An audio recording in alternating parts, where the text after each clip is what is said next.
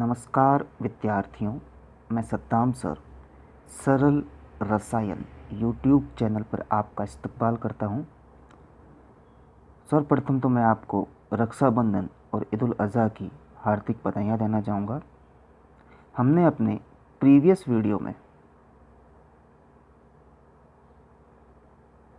F block तत्वों की सामान्य जानकारी पढ़ी थी। आज का जो हमारा टॉपिक है वो है एफ ब्लॉक तत्व की प्रथम श्रेणी, जो कि होती है लेंथेनॉइड श्रेणी। लेंथेनॉइड श्रेणी के अंदर सर्वप्रथम बात करेंगे हम इसके इलेक्ट्रॉनिक विन्यास के। तो इनका सामान्य इलेक्ट्रॉनिक विन्यास जो होता है वो n-2f 1 to 14, इट मीन्स 1 से लेकर 14 इलेक्ट्रॉन आएंगे। n-1 d0 to 1, d के अंदर एक इलेक्ट्रॉन ही आता है मैक्सिमम। नेक्स्ट है ns2। अब यहाँ पर देखें तो एक बात कही कि डी में एक इलेक्ट्रॉन ही क्यों आता है। अब एक इलेक्ट्रॉन इसलिए आता है क्योंकि F की ऊर्जा निम्नतम होती है और F की ऊर्जा निम्नतम होने के कारण सारे के सारे इलेक्ट्रॉन जो है F उपकोष में भरे जाते हैं और F उपकोष में भरने के कारण D का नंबर यहाँ पर नहीं लगता है। तो बात करें एक एक तत्व के इलेक्ट्रॉनिक विन्यास की, तो प्रथम तत्व जो है वो है लेंथेनम, परमाणु क्रमांक 57। यहाँ पर मैंने जिनोन लिखा है और जिनोन का परमाणु क्रमांक होता है 54। फिर 5d1 6s2, बाह्यतम कोश 6s में 2 इलेक्ट्रॉन और 5d में 1 इलेक्ट्रॉन। अब लेंथेनम जो तत्व है वो लेंथेनाइड के अंदर नहीं आता है। हमने ये कहा था कि लेंथेनम के बाद आने वाले तत्वों को जो है लेंथेनाइड कहते हैं। तो लेंथेनम जो है लेंथेनाइड नहीं है। तो यहाँ पर इसका जो इलेक्ट्रॉनिक विन्यास किया है जिसमें जिनोन लिखा है, जिनोन का होता है 54 और प्लस 3 इलेक्ट्रॉन मैंने 5d और 6s में बता दिया। 54 और 3 हो गया हमारे पास 57। अब चलते हैं हम लेंथेनाइड श्रेणी के तत्वों की तरफ। तो पहला तत्व जो है हमारे पास सीरियम। अब यहाँ पर जिनोन 4f1 5d1 6s2। अब यहाँ पर मैंने 2 इलेक्ट्रॉनिक कॉन्फ़िगरेशन लिखे हैं। अब आप इसके अंदर क्या करें, दोनों ही इलेक्ट्रॉनिक कॉन्फ़िगरेशन सही है और दोनों में से किसी भी एक इलेक्ट्रॉनिक कॉन्फ़िगरेशन को चूज़ कर सकते हैं। तो यहाँ पर सीरियम के अंदर जो है अभी तक भ्रांतियाँ हैं कि इलेक्ट्रॉन 5d में होगा या इलेक्ट्रॉन जो है सारे के सारे 4f में होंगे। तो इस कारण से बुकों के अंदर दोनों ही तरीके के इलेक्ट्रॉनिक विन्यास दे रखे हैं और आपको जो है जो अच्छा लगे इसमें से वो यूज़ करें। और मेरी तरफ से मैं ये कहना चाहूँगा कि जो नीचे वाला है जिसमें F में 2 इलेक्ट्रॉन भर रखे हैं वो ज़्यादा बेटर रहेगा। इस तरीके से यहाँ पर सीरियम का जो इलेक्ट्रॉनिक विन्यास होगा वो होगा जिनोन 4f2 5d0 6s2। आगे चलें इसके अंदर तो अगला जो तत्व है होता है एटॉमिक नंबर 59 जिनोन। आगे हमने क्या किया, इसके अंदर सिर्फ F के अंदर इलेक्ट्रॉन एंटर किया, यानी 4f3 कर दिया, बाकी एज इट इज जो ऊपर लिखा था वही कंडीशन वापस। नेक्स्ट देखें हम इसके अंदर तो वह है नियोडायमियम और नियोडायमियम के अंदर होता है जिनोन 4f0 5d0 6s2। तो वही ऑर्डर चलाया है, सिर्फ F के अंदर हमने जो है इलेक्ट्रॉन फिलअप किया है, नंबर ऑफ इलेक्ट्रॉन को इंक्रीज किया है। नेक्स्ट इसके अंदर जो है 61 atomic number pm xenon 4f5 किया है और बाकी एज इट इज रखा है, यानी एक एक इलेक्ट्रॉन हम क्या कर रहे हैं इसमें इंक्रीज कर रहे हैं। नेक्स्ट देखते हैं इसके अंदर samarium xenon 4f6 5d0 6s2। इसी तरीके से अब यहाँ पर एक कॉन्सेप्ट ध्यान रखना है कि इसको स्थायी होने के लिए एक इलेक्ट्रॉन चाहिए, क्योंकि F के अंदर 14 इलेक्ट्रॉन होते हैं और 14 इलेक्ट्रॉन है अर्थात इसका जो अर्धपूरित कक्षक होगा वो कितने का होगा, 7 इलेक्ट्रॉनों का होगा। तो अब यहाँ पर नेक्स्ट जो तत्व होगा यूरोपियम एटॉमिक नंबर 63 4f7 हो गया। अब ये स्थायी हो गया।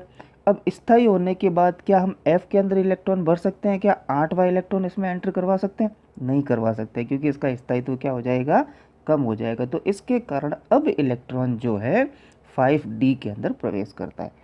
क्या कहना चाह रहा हूँ मैं यहाँ पे कि यूरोपियम में जिसका परमाणु क्रमांक 63 है, इसमें इलेक्ट्रॉन जो है 4f7 है, 5d0 है और 6s2 है। अब इसके आगे आने वाले तत्व के अंदर इफ़ मैं 4f8 करना चाहूँ तो यहाँ पर स्थायित्व कम हो जाएगा और स्थायित्व को बनाए रखने के लिए इलेक्ट्रॉन जो है डी में प्रवेश करेगा ताकि एफ कक्षक को अर्धपूरित विन्यास प्राप्त हो सके और अर्धपूरित विन्यास प्राप्त होने के साथ साथ वो स्थायी हो सके। तो अगला तत्व जो हमारा है वो है गैडोलीनियम 64 परमाणु क्रमांक, और इसमें आपको सामने दिख रहा है 4f7 और 5d1। यहाँ पर f में क्यों नहीं डाला है, क्योंकि अर्धपूरित कक्षक का विन्यास खराब हो जाता और स्थायित्व घट जाता, तो यहाँ पर इलेक्ट्रॉन जो है 5d में डाला है। अब नेक्स्ट बात आती है, इसके अंदर जो है हमारे पास टर्बियम 65 जिनॉन है यहाँ पे और 4f9 6s2। अब वापस क्या किया कि एक इलेक्ट्रॉन की हेरफेर तो कर सकते हैं, लेकिन एक से ज़्यादा इलेक्ट्रॉन हो तो क्या आएगा, इलेक्ट्रॉन वापस किस में प्रवेश होने स्टार्ट हो जाएंगे, 4f9 के अंदर। तो एक इलेक्ट्रॉन का वेरिएशन करके हम इधर उधर कर सकते हैं, लेकिन जब दो इलेक्ट्रॉन हो गए तो अब डी में इलेक्ट्रॉन नहीं आएंगे दोनों, और दोनों इलेक्ट्रॉन किस में आएंगे, यहाँ पर जिनॉन में आएंगे। तो 7 + 2 हो गया 9। तो इस तरीके से टर्बियम का जो इलेक्ट्रॉनिक विन्यास हुआ वो जिनॉन 4f9 6s2 होता है। आगे चलें हम इसके अंदर, तो है हमारे पास dy66। अब इसमें भी क्या किया है, एक इलेक्ट्रॉन बढ़ाया है। नेक्स्ट इसके अंदर जो है होल्मियम 67 जिनॉन 4f11, इसमें भी एक इलेक्ट्रॉन इंक्रीज किया है f उपकोष के अंदर। आगे देखें इसके अंदर यहाँ पर 68 ER जिनॉन 4f12 6s2, तो यहाँ पर भी हमने एक इलेक्ट्रॉन बढ़ाया है। आगे बढ़ते हैं हम इसके अंदर, तो है यहाँ पे 69 TM, और इसके अंदर देखा जाए जिनॉन 4f13 किया है। अब अगला जो कॉन्सेप्ट आएगा वो देखते हैं इसके अंदर, इटरबियम के अंदर जिनॉन 4f14 6s2। अब यहाँ पर भी वही बात आ जाती है कि अब जो है कक्षक पूर्ण पूरित हो गया, और पूर्ण पूरित होने के कारण यहाँ पर जो इलेक्ट्रॉन F में जाना चाहिए था वो F में नहीं जाके अब D में जाएगा, क्योंकि F पूरा भर गया है, और F भरने के कारण अगला इलेक्ट्रॉन जो प्रमोट होगा वो D उपकोष प्रमोट होगा। तो इस प्रकार से इसका इलेक्ट्रॉनिक विन्यास जो होगा ल्यूटेशियम का जिनॉन 4f14 5d1 6s0। तो इतना इजी था हमारे पास इलेक्ट्रॉनिक विन्यास। तो इतना सा ध्यान रखना है कि हमने कहाँ से स्टार्ट किया है, 4f2 सीरियम से स्टार्ट किया है, और जब तक कि उसका अर्धपूरित नहीं हो जाए तब तक डी में इलेक्ट्रॉन नहीं भरना है, और अर्धपूरित हो गया, एक इलेक्ट्रॉन डी में भर दिया, लेकिन दो इलेक्ट्रॉन हो गए तो वापस उससे हटाकर किस में भर देंगे, हम एफ के अंदर भरना स्टार्ट करेंगे, और F14 तक यही क्रम चलता रहेगा। और लास्ट जो ल्यूटेशियम में होता है वो 4f14 5d1 होता है, क्योंकि 4f पूर्ण पूरित हो जाता है इस कारण से। तो इतना इजी है, ज़्यादा इसे रटने की भी रिक्वायरमेंट नहीं है, एक दो बार नोटबुक में आप लिखें, आपको अपने आप ये चीज़ जो है लर्न हो जाएगी। अब चलते हैं हम अपने अगले टॉपिक की तरफ। नेक्स्ट टॉपिक जो है वो है ऑक्सीकरण अंक। अब यहाँ पर देखा जाए, जैसे लेंथेनम देखते हैं तो लेंथेनम के बाह्यतम कोष में कितने इलेक्ट्रॉन है, 3। इसी तरीके से सीरियम देखें तो इसके भी बाह्यतम कोष में कितने इलेक्ट्रॉन दिख रहे हैं, 3 इलेक्ट्रॉन दिख रहे हैं। तो यहाँ पर 3 इलेक्ट्रॉन बाह्यतम कोष में होने के कारण ये क्या करेगा, 3 इलेक्ट्रॉन त्याग सकता है। तो इस कारण से इनकी सामान्य ऑक्सीकरण अवस्था जो होती है वो +3 होती है। लेकिन कुछ तत्व जो है वो +2 और +4 ऑक्सीकरण अवस्था भी प्रदर्शित करते हैं, क्योंकि वो जो है एप उपकोष का स्थायी विन्यास प्राप्त कर लेते हैं।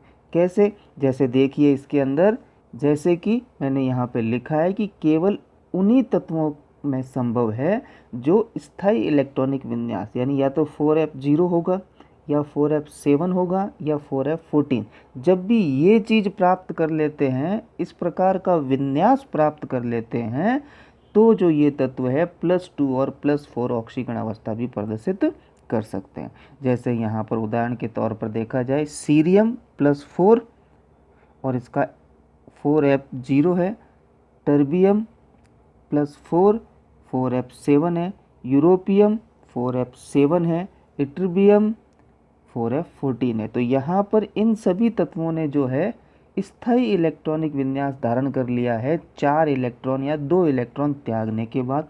इस कारण से ये +3 प्रदर्शित नहीं करके +2 या +4 ऑक्सीकरण अवस्था प्रदर्शित करते हैं।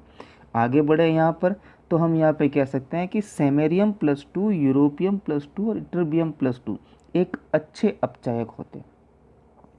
अब अपचायक का मतलब क्या होता है, उसको समझने से पहले हम अपचयन की बात करते हैं। अपचयन अर्थात इलेक्ट्रॉन ग्रहण करने की प्रवृत्ति, और अपचायक अर्थात इलेक्ट्रॉन त्यागने की प्रवृत्ति। तो इनमें जो है Sm+2, Eu+2, Yb+2, इनमें 2 इलेक्ट्रॉन त्यागने के बाद भी इनके बाह्यतम कोश में इलेक्ट्रॉन उपस्थित होते हैं, और इलेक्ट्रॉन उपस्थित होने के कारण ये इलेक्ट्रॉन त्यागने की प्रवृत्ति रखते हैं। इस कारण से इन्हें अच्छे अपचायक है। इसी प्रकार से ऑक्सीकारक की बात करें तो सीरियम +4 और टर्बियम +4 अच्छे ऑक्सीकारक है, क्योंकि 4 इलेक्ट्रॉन त्यागने के बाद इनके बाह्यतम कोश में इलेक्ट्रॉन नहीं होते हैं, और इलेक्ट्रॉन नहीं होंगे तो वो क्या करेंगे, इलेक्ट्रॉन ग्रहण करने की प्रवृत्ति रहेंगे, और इलेक्ट्रॉन ग्रहण करने की प्रवृत्ति जो है ऑक्सीकारक प्रवृत्ति कहलाती है। यहाँ पर सीरियम +4 यदि इलेक्ट्रॉनिक विन्यास में देखा जाए तो 58 नंबर पे cerium, xenon 4f1, 5d1, 6s2, तो कुल मिला के कितने इलेक्ट्रॉन दिख रहे हैं आपको, 4 दिख रहे हैं। यानी पूरा जो है 4f, 5d और 6s खाली हो गया, और खाली हो गया मतलब इसके पास इलेक्ट्रॉन की कमी हो गई, अर्थात ये इलेक्ट्रॉन ग्रहण करेंगे, या सामान्य शब्दों में कहूँ तो ये ऑक्सीकारक प्रवृत्ति के होते हैं। वीडियो के इसी क्रम को आगे बढ़ाते हुए हम नेक्स्ट टॉपिक जो लेंगे वो है रंगीन प्रकृति, अर्थात F ब्लॉक तत्वों के जो आयन होते हैं वो आयन रंगीन प्रकृति के होते हैं, चाहे वो ठोस अवस्था में हो या द्रव अवस्था में हो। अब ये किस कारण से होता है, तो हमने जब D ब्लॉक तत्व पढ़ा था तो उसमें बात कही थी कि इलेक्ट्रॉनों के DD संक्रमण के कारण होता है। तो यहाँ पर भी क्या होगा, अयुग्मित इलेक्ट्रॉनों के F संक्रमण के कारण होता है, क्योंकि इलेक्ट्रॉन F में उपस्थित है, तो F में उपस्थित होने के कारण जो है इलेक्ट्रॉन निम्नतम F कक्षक से उच्चतर F कक्षक में प्रवेश करेगा, और उच्चतर F कक्षक में प्रवेश करने के कारण जो है ये रंगीन होते हैं। तो यहाँ पर मैं कह सकता हूँ यह अपूर्ण भरे हुए F उपकोषों में, करना यहाँ पे टाइपिंग मिस्टेक है, F उपकोषों में इलेक्ट्रॉनों के FF संक्रमण के कारण होता है। अब इनके कुछ अपवाद भी पढ़ लिए जाए तो यहाँ पर लेंथेनम +3, गैडोलिनियम +3 और ल्यूटेशियम +3, अब ये इन्होंने वापस जो है स्थायी विन्यास धारण कर लिया है, और स्थायी विन्यास धारण कर लिया मतलब क्या होंगे, ये जो होंगे वो रंगहीन प्रवृत्ति के होंगे। क्यों होंगे, क्योंकि इनमें अयुग्मित इलेक्ट्रॉन नहीं है और स्थायी विन्यास धारण कर चुके हैं। नेक्स्ट बात करें इसके अंदर कुछ आयन के, अब यहाँ पर बात करते हैं हम कि कुछ आयन रंगीन प्रकृति के होते हैं, कौन कौन से हैं, कुछ एक एग्जाम्पल हमें ध्यान रखने हैं। जैसे यहाँ पर Pr+3, Tm+3, Sm+3 और Dy+3, ये जो होते हैं ये दोनों ग्रीन कलर के होते हैं, लेकिन सेमेरियम और डाइस्प्रोमियम जो होते हैं वो पीले रंग के होते हैं। आगे बात करें यहाँ पर, तो अगला जो टॉपिक है हमारा चुंबकीय प्रवृत्ति या चुंबकीय गुणधर्म। अब चुंबकीय प्रवृत्ति हमने डी ब्लॉक तत्वों में भी पढ़ी थी, और हमने सिर्फ इतना कहा था कि जिसमें अयुग्मित इलेक्ट्रॉन होंगे वो अनुचुंबकीय प्रवृत्ति का होगा, और जिसमें युग्मित इलेक्ट्रॉन होंगे वो प्रतिचुंबकीय प्रवृत्ति का होगा। और युग्मित इलेक्ट्रॉन होने के कारण क्या होगा कि एक इलेक्ट्रॉन के द्वारा जो चुंबकीय आघूर्ण उत्पन्न किया जाएगा उसके ही विपरीत दूसरे इलेक्ट्रॉन के द्वारा जो है चुंबकीय आघूर्ण उत्पन्न किया जाता है, और इन दोनों का मान एक दूसरे के विपरीत होने के कारण चुंबकीय आघूर्ण को नष्ट कर देंगे और चुंबकीय प्रवृत्ति के नहीं होंगे। तो इस कारण से ये जो होते हैं प्रतिचुंबकीय प्रकृति के होते हैं। तो यहाँ पर बात करें हम यहाँ पे कि अयुग्मित इलेक्ट्रॉन होगा तो अनुचुंबकीय होंगे, और युग्मित इलेक्ट्रॉन होगा तो तत्व या आयन जो है प्रतिचुंबकीय होगा।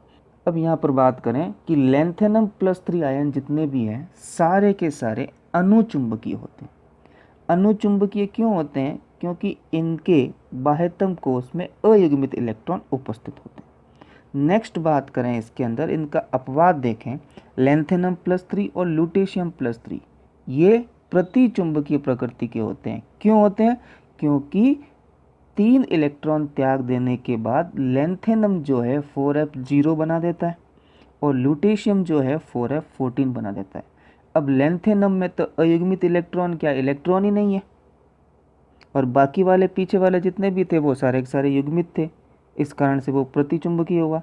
लेकिन लुटेशियम में क्या हो रहा है कि 4f14 यानी 7 उपकोष और 14 इलेक्ट्रॉन जोड़ा है, और जोड़ा हो गया, इसका मतलब क्या होगा, वो प्रतिचुंबकीय प्रकृति के होते हैं। अब यहाँ पर हम लैंथेनाइड श्रेणी के अगले गुणधर्म जो कि मोस्ट इम्पोर्टेंट है और एग्जाम में पूछा जाता है, जो कि है लैंथेनाइड संकुचन के बारे में हम बात करेंगे। अब लैंथेनाइड संकुचन का मतलब क्या होता है कि सीरियम से लुटेशियम तक जाने पर परमाणु क्रमांक में एक नियमित रूप से कमी आती है, और इस नियमित रूप से जो कमी आ रही है उसको बोलते हैं लैंथेनाइड संकुचन। अर्थात मैं यहाँ पर कह सकता हूँ कि 4f श्रेणी में लैंथेनम से लुटेशियम तक जाने पर परमाणु त्रिज्या में कमी आती है, और इस कमी को लैंथेनाइड संकुचन कहते हैं। अब इसके कारण क्या है उसको जानने की कोशिश करें तो इसके मुख्य 2 कारण हैं। प्रथम है प्रभावी नाभिकीय आवेश। अब हम आवर्त में जा रहे हैं लैंथेनम से लुटेशियम तक या सीरियम से लुटेशियम तक। तो आवर्त में लैंथेनम से लुटेशियम तक या सीरियम से लुटेशियम तक हम जाएं तो यहाँ पर क्या कंडीशन होगी कि परमाणु क्रमांक बढ़ेगा। परमाणु क्रमांक बढ़ने से इलेक्ट्रॉनों की संख्या बढ़ेगी। इलेक्ट्रॉनों की संख्या बढ़ी मीन्स प्रोटॉनों की भी संख्या बढ़ी, और प्रोटॉन और इलेक्ट्रॉन की संख्या बढ़ी मतलब आवेश बढ़ा। आवेश बढ़ा मतलब आकर्षण बल ज़्यादा होगा, और आकर्षण बल ज़्यादा होगा तो इलेक्ट्रॉन और नाभिक के बीच में आकर्षण बल ज़्यादा होने के कारण वो एक दूसरे के ज़्यादा नज़दीक होंगे, अर्थात परमाणु आकार क्या हो जाएगा, छोटा हो जाएगा। तो प्रथम कारण तो हमारे पास ये है, और यही मैंने यहाँ पर लिखा है कि प्रभावी नाभिकीय आवेश बराबर परमाणु क्रमांक के बढ़ने के साथ साथ नाभिकीय आवेश बढ़ता है, जिससे कि परमाणु त्रिज्या में कमी आती है। और दूसरा प्रभाव जो यहाँ पर है वो परिरक्षण प्रभाव है। अब परिरक्षण प्रभाव के अंदर आप सब जानते हैं कि परमाणु त्रिज्या के अंदर परिवर्तन होता है। अब यहाँ पर यह ध्यान रखना है कि लैंथेनाइड में इलेक्ट्रॉन जो है आंतरिक कोश में भरे जा रहे हैं, अंदर वाला आंतरिक कोश में भरा जा रहा है। और दूसरी बात क्या होती है कि F उपकोश जो होता है उसका डिफ्यूज शेप होता है। डिफ्यूज कह दूं मैं यहाँ पे, या जटिल कह दूं तो निबिड़तम कह दूं, तो डिफ्यूज शेप होने के कारण जो है परिरक्षण प्रभाव इतना प्रभावी नहीं हो पाता है, और इतना प्रभावी नहीं होगा अर्थात क्या होगा, यहाँ पर प्रभावी नाभिकीय आवेश परिरक्षण प्रभाव की तुलना में ज़्यादा हो जाएगा। तो परिरक्षण प्रभाव का मतलब क्या था एक बार बताना चाहूँ मैं इसको। बाह्यतम कोश और आंतरिक कोश में जो इलेक्ट्रॉन उपस्थित है, इन इलेक्ट्रॉनों के मध्य समान आवेश होने के कारण प्रतिकर्षण होगा, और प्रतिकर्षण होने के कारण परमाणु त्रिज्या में परिवर्तन होता है, और परमाणु त्रिज्या में परिवर्तन होने वाले इस प्रभाव को जो है परिरक्षण प्रभाव कहते हैं। तो यहाँ पर मैं एक बार वापस बताना चाहूँ तो ये कहूँगा कि 4f श्रेणी में लैंथेनम से लुटेशियम तक जाने पर परमाणु त्रिज्या में कमी आती है, जिसे लैंथेनाइड संकुचन कहते हैं। और लैंथेनाइड संकुचन के मुख्य 2 कारण हैं। पहला तो है प्रभावी नाभिकीय आवेश, नेक्स्ट बात करें इसके अंदर परिरक्षण प्रभाव। तो यहाँ पर आपको इतना ध्यान रखना है कि परिरक्षण प्रभाव इतना प्रभावी नहीं होता है इन कंपैरिजन टू प्रभावी नाभिकीय आवेश, और इस कारण से जो है यहाँ पर लैंथेनाइड संकुचन होता है। और परिरक्षण प्रभाव क्यों प्रभावी नहीं होता है, क्योंकि इलेक्ट्रॉन जो है आंतरिक कोश में भरे जा रहे हैं, और आंतरिक भी कौन सा, उनके बीच में कौन सा कक्षक उपस्थित है, डी कक्षक उपस्थित है। और साथ ही साथ ये ध्यान रखना है कि एप उपकोष का आकार जो होता है संकीर्ण आकार या डिफ्यूज आकार होने के कारण परिरक्षण प्रभाव इतना प्रभावी नहीं होता है। तो ये था हमारा लेंथेनाइड संकुचन, एग्जाम पॉइंट ऑफ व्यू से बहुत ज़्यादा इंपॉर्टेंट है। नेक्स्ट बात करें हम यहाँ पे, तो ये जो लेंथेनाइड संकुचन है उस लेंथेनाइड संकुचन का कहाँ उपयोग होता है, अर्थात लेंथेनाइड संकुचन की उपयोगिता के बारे में बात करनी। तो पहली उपयोगिता जो है वो लेंथेनाइड के पृथक्करण में। अब यहाँ पर देखा जाए कि इलेक्ट्रॉन आंतरिक कोश में प्रवेश करते हैं और परमाणु त्रिज्या में जो है नियमित रूप से परिवर्तन होता है, यानी इनके बीच का जो गैप होगा वो बहुत ही कम होगा। अर्थात मैं ये कह सकता हूँ कि आयनिक त्रिज्या में बहुत ही निम्न परिवर्तन होता है, और इसके कारण जब त्रिज्या में परिवर्तन बहुत कम हो रहा है, यानी परमाणु आकार लगभग देखा जाए तो समान ही दिख रहा है, तो इसके कारण उनके गुणधर्म भी समान होंगे, अर्थात इनके रासायनिक गुणधर्म समान है, और गुणधर्म समान है तो किसी पदार्थ का या किसी आयन का पृथक्करण संभव नहीं है। लेकिन लेंथेनाइड संकुचन की सहायता से कुछ विधियां जैसे जल योजन, संकुल निर्माण और विलेयता के माध्यम से इन तत्वों को पृथक किया जा सकता है। लेंथेनाइड संकुचन की जो दूसरी उपयोगिता है वो है हाइड्रोक्साइड के सारीय सामर्थ्य की जानकारी के बारे में, अर्थात बेसिक स्ट्रेंथ ऑफ हाइड्रोक्साइड, यानी हाइड्रोक्साइड कितना सारीय होगा उसका पता लगाने में भी या उसके सामर्थ्य को ज्ञात करने में भी इसका उपयोग होता है। अब कैसे होता है देखिए, इसको समझने की कोशिश करते हैं। तो जैसे जैसे परमाणु त्रिज्या बढ़ेगी वैसे वैसे सहसंयोजक प्रवृत्ति जो है घटती है। त्रिज्या बढ़ी और बढ़ने से आकर्षण बल कम, और आकर्षण बल कम मतलब इलेक्ट्रॉन को आकर्षित नहीं कर पाएगा, और इलेक्ट्रॉन को आकर्षित नहीं होगा तो बंध नहीं बनेगा, और बंध नहीं बनेगा तो सहसंयोजक प्रवृत्ति क्या होगी, कम होगी। क्योंकि सहसंयोजक बंध का निर्माण किस कारण से होता है, इलेक्ट्रॉनों के सांझे के द्वारा होता है, और सांझा कब होगा, जब दो परमाणु एक दूसरे के नज़दीक आ सके। अब आगे देखें इसके अंदर, और जैसे जैसे जो है सहसंयोजक प्रवृत्ति घटती है वैसे वैसे सारीय प्रवृत्ति बढ़ती है।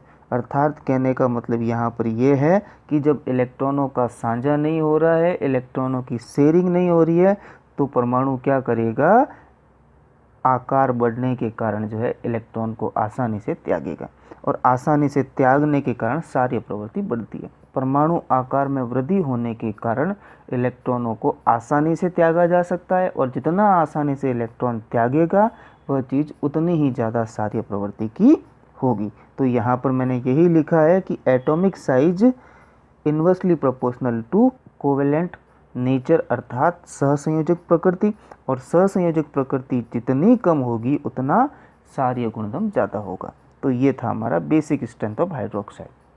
अब नेक्स्ट बात करें इसके अंदर, तो अगला गुणधर्म जो है वो है हमारा यहाँ पर ए ब्लॉक में तथा डी ब्लॉक में वर्ग में ऊपर से नीचे जाने पर जो परमाणु त्रिज्या में परिवर्तन हो रहे हैं उनका अध्ययन आसानी से लेंथेनाइड संकुचन के द्वारा किया जा सकता है।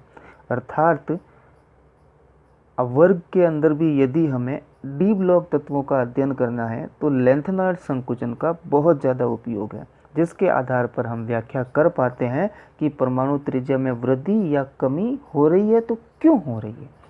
तो उसका कारण जो है लेंथेनाइड संकुचन के द्वारा ज्ञात किया जा सकता है। अब आगे बात करें तो अगला गुणधर्म जो है वो है रासायनिक गुणधर्म। अब लेंथेनाइड जो होते हैं वो रासायनिक रूप से कम क्रियाशील होते हैं, क्योंकि इनके आयनन विभव का मान क्या होगा, उच्च होगा, और आयनन विभव का मान उच्च होने के कारण इलेक्ट्रॉन आसानी से त्याग नहीं सकते, और जब इलेक्ट्रॉन आसानी से त्यागा नहीं जाएगा मतलब अधिक ऊर्जा लगानी पड़ेगी, और अधिक ऊर्जा लगाने के कारण जो है इनका ये रासायनिक रूप से कम क्रियाशील होते हैं। अब नेक्स्ट बात करें इसके अंदर अपचयक प्रवृत्ति। अपचयक प्रवृत्ति का मतलब होता है इलेक्ट्रॉन त्यागने की प्रवृत्ति, और लेंथेनम क्या करते हैं, बाह्यतम कोश में उपस्थित 3 इलेक्ट्रॉनों को त्याग कर अपचयक प्रवृत्ति प्रदर्शित करते हैं। अपचयक प्रवृत्ति प्रदर्शित करते हैं। इसी तरीके से यहाँ पर मैंने इसे प्रदर्शित करने की कोशिश की है कि लेंथेनम है और लैंथेनम में क्या किया, अपने 3 इलेक्ट्रॉन त्याग दिए, और इलेक्ट्रॉन त्यागना ही क्या कहलाता है, अपचायक प्रवृत्ति कहलाता है। वीडियो के इसी क्रम में लैंथेनाइड तत्वों के रासायनिक गुणधर्म में तीसरा गुणधर्म जो है वो है यहाँ पर हमारे पास जल के प्रति क्रियाशीलता। तो लैंथेनाइड की जब जल से क्रिया करवाई जाएगी तो 3 इलेक्ट्रॉन त्याग कर लैंथेनाइड हाइड्रोक्साइड का निर्माण करेगा। इसी प्रकार से अगला देखा जाए तो ऑक्सीजन के प्रति क्रियाशीलता, तो ऑक्साइड बनाएगा। इसी प्रकार से आगे देखें तो लैंथेनम की अधातुओं से क्रिया, नाइट्रोजन और सल्फर जो है अधातु है, तो यहाँ पे करेक्शन कर लें, अधातुओं के प्रति क्रियाशीलता। तो लैंथेनम की जब अधातुओं से क्रिया करवाई जाती है तो संगत लवण का निर्माण करता है। जैसे लैंथेनम की जो है नाइट्रोजन से अभिक्रिया करवाई तो लैंथेनम नाइट्राइड का निर्माण करेगा, सल्फर से क्रिया करवाई तो लैंथेनम सल्फाइड का निर्माण करता है। इसी प्रकार से आगे बढ़ें तो अगली जो क्रिया है वो हमारी है यहाँ पर हैलोजनों के प्रति क्रियाशीलता, तो संगत हैलाइड का निर्माण करता है। अब इसी प्रकार से आगे बढ़े हम इसके अंदर तो H2 से क्रिया या हाइड्रोजन से क्रिया तो लैंथेनम हाइड्राइड का निर्माण करता है। तो ये इसकी जो है कुछ क्रियाशीलता है जल के प्रति, ऑक्सीजन के प्रति, अधातु के प्रति, H2 के प्रति और हैलोजन के प्रति। अब नेक्स्ट बात करते हैं इसके अंदर लैंथेनाइड तत्वों की उपयोगिता। अब उपयोगिता में से एक क्वेश्चन बनता है जो कि है मिश्र धातु। अब मिश्र धातु का उपयोग कहाँ पर होता है उसकी बात करें तो जो लाइटर होता है उस लाइटर के अंदर अपनी लोकल लैंग्वेज में कहें कि चकमक लगी होती है, वो चकमक ही मिश्र मेटल है जो कि चिंगारी प्रोड्यूस करने के काम आती है। तो यहाँ पर जो है इसका उपयोग जो है गैस लाइटर बनाने में किया जाता है।